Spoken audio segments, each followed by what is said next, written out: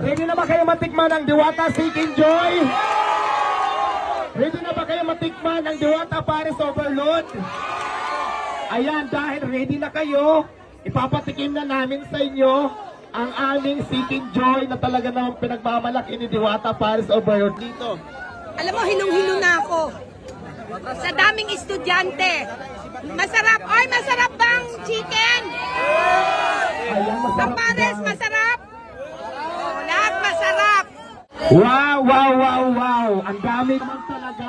Alam nyo ba, galing pa ako ng Pasay, pumunta lang ako dito sa inyo, sa Golden State College, para ipatikim ko sa inyo ang aking Paris at saka ang aking Seeking Joy sa ngalan po ni Madam. Alam niyo, Madam, sobrang dami pala ng tao dito, ang daming estudyante, ang daming mga tao, ang dami-dami mo palang taong natutulungan. Ang dami-dami namin natutulungan ninyo, Madam, mga estudyante, mga magulang, at siyempre yung mga taong kapitbahay mo at mga taong nakakilala sa iyo dito, halos natulungan mo lahat.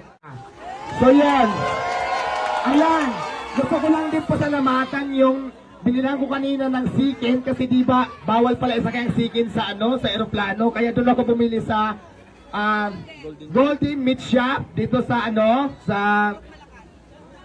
Purok Malakas. Dito ko binili ang aking sikin na aking ipapatikim sa inyo ngayon.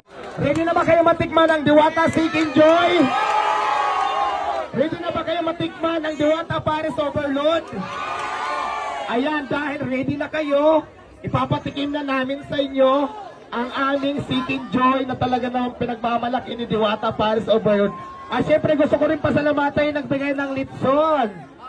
Si Sir Kiko ang nagbigay po ng litson. Nandiyan po ang litson. Pero, iuwi ko yan mamaya. Hindi ko yan papatikin sa inyo. Taring lang. And then, maraming salamat kay Sir Kiko dahil nag-donate po siya ng litson. Nagbigay po sa atin. Thank you so much, sir. May pagmamalaki ako doon. Nakati ako sa kay Madam Sara dito talaga sa Jinsan at kay Mayor Lorely Pacquiao. Di ba? So, ayan. Ngayon, huwag natin patagalin, Madam. Gutom na yata yung mga estudyante natin. Patikin na natin sila ng Diwata Paris